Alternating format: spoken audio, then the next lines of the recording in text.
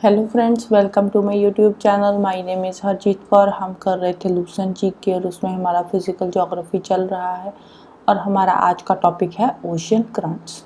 Ocean current क्या होते हैं? The flow of large amount of water in a definite direction with a great intensity. अब ocean का जो पानी है वो स्टिल तो रहता नहीं है, वो मूव करता रहता है। तो वही जो पानी की मूवमेंट है उसको बोलते हैं ओशियन करंट्स। अब जो पानी की मूवमेंट होती है वो एक डेफिनेट डायरेक्शन में होती है, तो उसी डायरेक्शन में जो इंटेंसिटी के साथ मूवमेंट होती है तो उसको बोलते हैं ओशियन करंट्स। ओशियन करंट्स होते हैं बेसिकली दो तरह के, एक होते हैं हॉट ओशियन करंट्स और एक होते हैं cold ocean currents. Hot currents कौन से होते हैं? हॉट करंट्स होते हैं जब पानी मूव करता है tropical zones of lower latitude to high temperature and sub polar zones. अब देखो, जो पानी इक्वेटर से पोल्स की तरफ मूव करेगा वो होगा हॉट, और जो पोल से इक्वेटर की तरफ मूव करेगा वो होगा कोल्ड। जैसे ये हमारी अर्थ है, तो यहाँ पे आगे इक्वेटर, तो जो पानी इक्वेटर से, इक्वेटर देखो, इक्वेटर बिल्कुल 0 डिग्री से तो पानी मूव करेगा नहीं, तो इक्वेटर से थोड़ा ऊपर से मूव करेगा तो ये क्या होगा? Tropical zones of lower latitude. तो जहां से जो पानी ऊपर को मूव करेगा वो होगा हॉट करंट, और जब वो पानी ऊपर से नीचे की तरफ आएगा वो होगा cold current. Same way south southern hemisphere में होता है, जब पानी साउथ की तरफ मूव करेगा तो वो होगा हॉट, और जो साउथ से लेकर इक्वेटर की तरफ जाएगा वो होगा कोल्ड करंट। तो कोल्ड करंट क्या होता है? Flowing from higher latitude to lower latitude are known as cold current. But इसमें भी एक्सेप्शन है। एक्सेप्शन कहाँ पे आती है? इंडियन ओशन में। इंडियन ओशन में जो ओशियन करंट्स होते हैं वो चेंज हो जाते हैं with change in direction of monsoon winds. जब मॉनसून विंड्स की डायरेक्शन चेंज होती है तो ओशियन करंट्स की जो मूवमेंट है वो भी चेंज हो जाती है। जो हॉट करंट्स है वो कूलर करंट की तरफ मूव करते हैं, और जो कोल्ड करंट्स है वो फ्लो करते हैं towards the warmer currents. Sorry. ये अब पूरे का पूरा वर्ल्ड मैप है जिसपे हम ओशियन करंट्स को देखेंगे। जो रेड कलर में है वो है वार्म करंट्स, और जो ब्लू कलर में है वो है कोल्ड करंट्स। जो आपकी बुक है उस पे इन्होंने एक लिस्ट दे रखी है वार्म करंट्स की और कोल्ड करंट्स की। अगर आप चाहो तो वहां से भी रट्टा लगा सकते हो, नहीं तो मैप से देखकर करोगे तो आपको लोकेशन भी पता रहेगी, और हॉट और वार्म करंट्स तो वैसे ही याद हो जाएंगे। तो शुरू करते हैं सबसे पहले इधर से। ये है क्रोशिया करंट्स। इसके इस साइड आ जाता है ये जापान। जापान के बिल्कुल साथ में जो आता है करंट वो है ओशियो करंट। वो आ रहा है पोल से इक्वेटर की तरफ, तो ये क्या है? कोल्ड करंट है। क्रोशियो करंट जा रहा है इक्वेटर से नॉर्थ की तरफ, तो ये क्या हो गया? वार्मर करंट है। फिर ये आ गया इंडियन ओशन। इंडियन ओशन में नॉर्थ इक्वेटोरियल करंट ये मूव कर रहा है यहाँ पे ही। नेक्स्ट इस साइड आ गया इसके, यहाँ पे सोमालियन पेनिनसुला है, ये अफ्रीका की इस साइड। तो सोमालियन पेनिनसुला के साथ जो करंट मूव कर रहा है वो है सोमालियन करंट। तो ये यहाँ पे मूव कर रहा है इंडियन ओशन में ही साथ में यहाँ पे। तो ये नीचे आकर बन गया नॉर्थ इक्वेटोरियल करंट, फिर सोमालियन करंट ये यहाँ पे मूव कर रहा है। इसके बाद अगर हम इधर आ जाएं तो ये आ गया नॉर्थ इक्वेटोरियल करंट। ये जैसे ही यहाँ पे मूव करेगा ऊपर की तरफ तो न्यूयॉर्क के पास जाकर इसका नाम क्या बन गया? Gulf stream. Gulf stream warm current है, तो गल्फ स्ट्रीम जब थोड़ा और ऊपर को जाएगा तो यहाँ से इसका नाम बन गया north Atlantic drift. North Atlantic drift. अब कुछ तो इसका पार्ट पानी का नीचे को मूव करेगा, जब ये अब ऊपर से नीचे को आएगा पोल्स की तरफ से तो ये ठंडा हो जाएगा, तो ये बन जाएगा नीचे कैनरी करंट, और ये जो कुछ पार्ट ऊपर को मूव करेगा ये बन जाएगा नॉर्वेजियन करंट, क्योंकि यहाँ पे नॉर्वे आता है, नॉर्वे के पास से जो मूव करता है वो हो जाएगा नॉर्वेजियन करंट।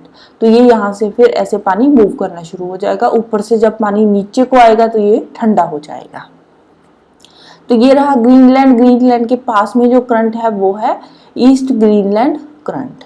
तो यहाँ से एक और करंट ऊपर से नीचे को आ रहा है, तो ये कौन सा हो गया? Labrador current. फिर आते हैं इधर, ये आ गया north Pacific ocean. North Pacific ocean में जो करंट मूव कर रहा है वो है नॉर्थ पैसिफिक करंट। और ये यहाँ से मूव करके पानी ये यहाँ से इधर को ऐसे जाता है तो ये अलास्का से के पास से होकर जाता है तो ये बन गया अलास्का करंट। जब ये पानी नीचे को मूव करेगा तो ये हो जाएगा ठंडा, तो यहाँ पे ये ठंडा होकर कैलिफोर्निया करंट है वो हो जाएगा कोल्ड करंट। क्यों, यहाँ पे कैलिफोर्निया आता है उसी से इसका नाम पड़ गया कैलिफोर्निया करंट। अब देखते हैं साउथ के करंट। यहाँ ऑस्ट्रेलिया की ईस्ट की साइड जो करंट आता है वो है east Australian current, hot current है ये। तो इसकी वेस्ट साइड जो करंट आता है वो भी इक्वेटर से नीचे की तरफ मूव कर रहा है यहाँ पे पानी, तो ये वार्म करंट हो जाएगा और इसका नाम है ल्यूविन करंट। और इसके साथ ही यहाँ से ये जा रहा है नीचे से पोल से इक्वेटर की तरफ पानी, तो ये ठंडा होगा तो ये आ गया वेस्ट ऑस्ट्रेलियन करंट। तो ये पानी अब यहाँ इक्वेटर पे जाएगा तो गर्म हो जाएगा, तो ये हो गया साउथ इक्वेटोरियल करंट। यहाँ से जाकर ये फिर से नीचे को मूव करेगा अफ्रीका की कोस्ट के साथ साथ, तो ये बन गया अफ्रीका के पास जो करंट है अगुलहास करंट। तो यहाँ से कुछ पानी इधर को मूव कर जाएगा, वेस्ट विंड ड्रिफ्ट बन जाएगी और कुछ पानी इस साइड आ जाएगा। अब ये पानी नीचे से पोल से इक्वेटर की तरफ जा रहा है तो ये क्या होगा, ठंडा होगा पानी। तो ठंडा होगा तो ये बेंगुएला करंट क्या बन गया, कोल्ड करंट। तो यहाँ से फिर ये आ गया नॉर्थ साउथ इक्वेटोरियल करंट। ये इक्वेटर की साउथ की तरफ जो करंट है वो साउथ इक्वेटोरियल, जो नॉर्थ की तरफ है वो हो जाएंगे नॉर्थ इक्वेटोरियल करंट। तो साउथ इक्वेटोरियल करंट यहाँ से फिर नीचे को मूव करेगा साउथ अमेरिका के साथ साथ। अब ये इक्वेटर से आ रहा है तो ये हॉट करंट है, तो ब्राजीलियन करंट क्या होगा, हॉट। यहाँ पे ब्राजील है तो साउथ अमेरिका में जो ब्राजील के पास करंट है वो होगा ब्राजील करंट। तो इसकी जो इस साइड है यहाँ पे पेरू आता है, तो पेरू के साथ जो पानी मूव करता है वो पोल से नॉर्थ की तरफ मूव कर रहा है, तो ये होगा कोल्ड करंट। तो पेरू करंट क्या है, कोल्ड करंट। यहाँ से फिर साउथ इक्वेटोरियल करंट पानी इधर को मूव कर रहा है तो ये हॉट हो गया, तो ये हो गया south equatorial current, warm current. तो यहाँ से फिर पानी मूव करता करता इस साइड आ गया तो ये हो गया वार्म करंट। तो ऐसे पानी का एक सर्कल चलता रहता है हमारी अर्थ पे।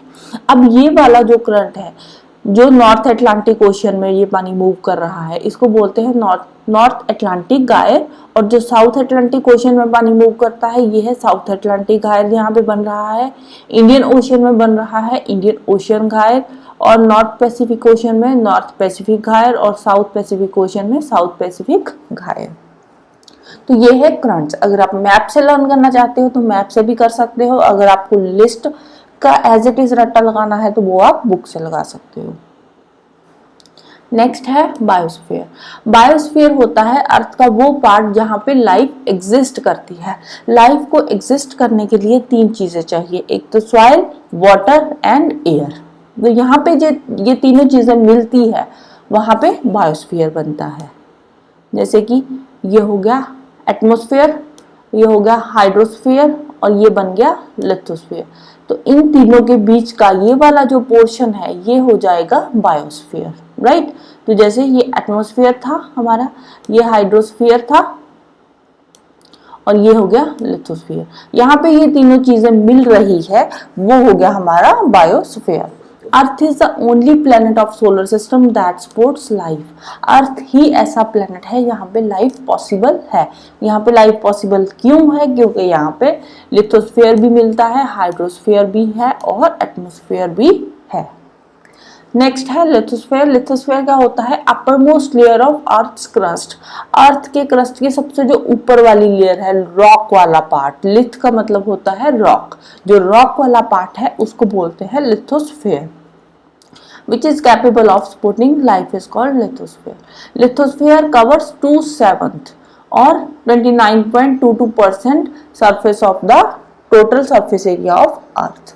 अर्थ का 2/7 पार्ट लैंड कवर करती है। नेक्स्ट है हाइड्रोस्फीयर। हाइड्रोस्फीयर 5/7 पार्ट कवर करती है। अगर आप एक्यूरेटली देखना चाहते हो तो वो है 70.78% of the total surface area of the earth. Earth का 70.78% टोटल सरफेस एरिया जो है वो है पानी। Water is freely available in water. अब गैसियस स्टेट में भी हमें मिलता है, जैसे वाटर वेपर हो गए, लिक्विड स्टेट में तो है ही है, तो सॉलिड स्टेट में आइस की फॉर्म में हमें मिलता है। It is necessary for carrying out chemical reactions with in the bodies of living organism. Living organism के लिए जो पानी है वो बहुत ही जरूरी है, क्योंकि उनकी बॉडी में जो केमिकल रिएक्शंस होती है वो पानी की वजह से ही होती है। अब जो प्लांट्स है, जो प्लांट्स को सॉइल से न्यूट्रिएंट मिलता है वो पानी की मदद से ही मिलता है, क्योंकि जो सॉइल के न्यूट्रिएंट्स है वो पानी में डिसॉल्व होकर प्लांट के सारे पार्ट्स में ट्रांसपोर्ट होते हैं। Water is also used by plants for making food. Food बनाने में भी प्लांट्स की हेल्प करता है पानी। So this is all about today. Next हम करेंगे लैटिट्यूड एंड लॉन्गिट्यूड्स। तो जाने से पहले वीडियो को लाइक कर देना, शेयर कर देना और चैनल को सब्सक्राइब कर देना। Thank you, bye bye and have a nice day.